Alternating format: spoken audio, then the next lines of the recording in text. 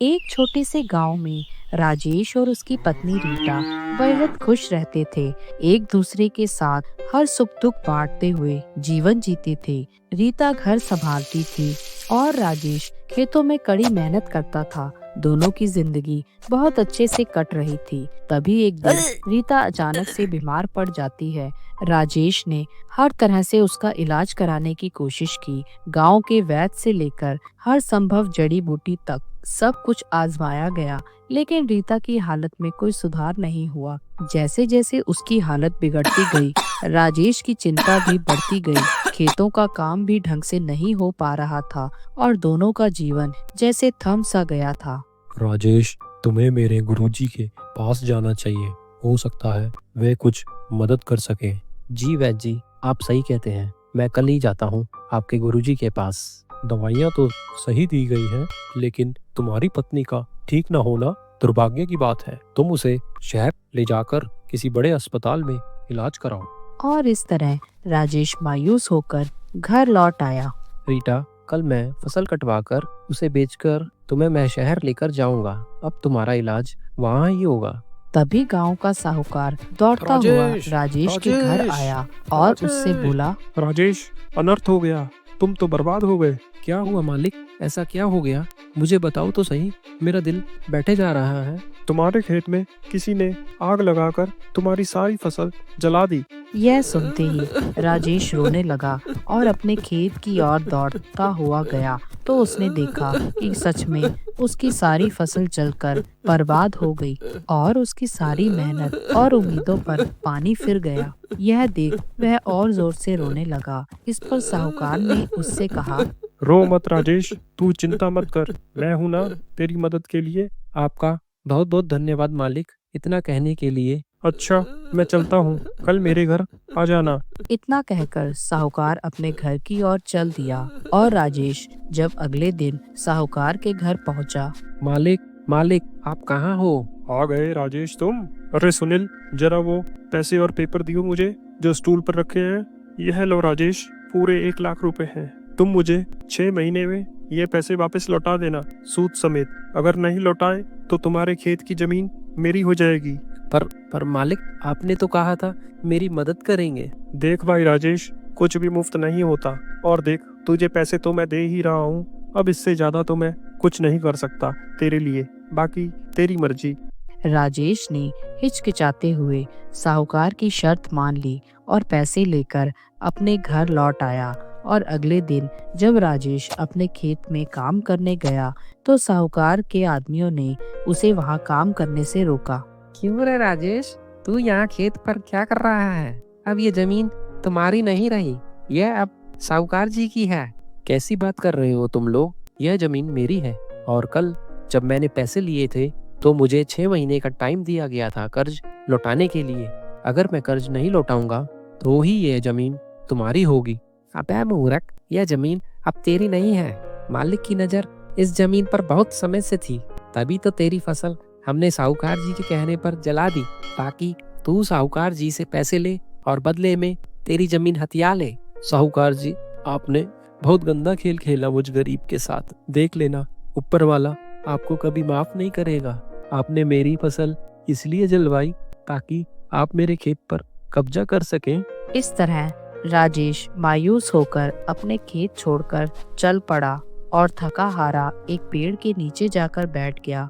और वहीं एक बूढ़ी भिखारन ने उसे देखा और उससे उसकी परेशानी पूछी। राजेश ने अपने हालात और अपनी आप बीती उन्हें सब बता दी। सुन बेटा ध्यान से, पहाड़ी के उस पार एक झरना है, वहाँ एक चमकता हुआ जादुई कमल का फूल मिलेगा।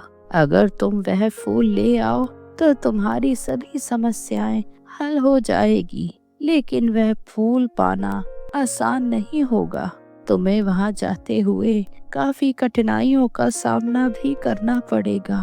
तुमसे पहले भी बहुत से लोग गए हैं, वहां पर हमेशा खाली हाथ ही लौटे हैं वापस। अम्मा, मैं जाऊंगा वहाँ, मेरे पास तो और कोई चारा भी नहीं। इस तरह राजेश ने हिम्मत जुटाई और अगले दिन उस कमल के फूल की तलाश में पहाड़ी की ओर निकल पड़ा। घने जंगल से गुजरते हुए राजेश को डर भी लग रहा था, पर वह अपनी मंजिल की ओर बढ़ता चला गया। पहाड़ी के पास पहुंचते ही राजेश ने देखा कि एक शेर एक छोटे खरगोश का शिकार करने वाला है, लेकिन हैरानी वाली बात यह थी कि दोनों ही आपस में इंसानी आवाज में बात कर रहे थे।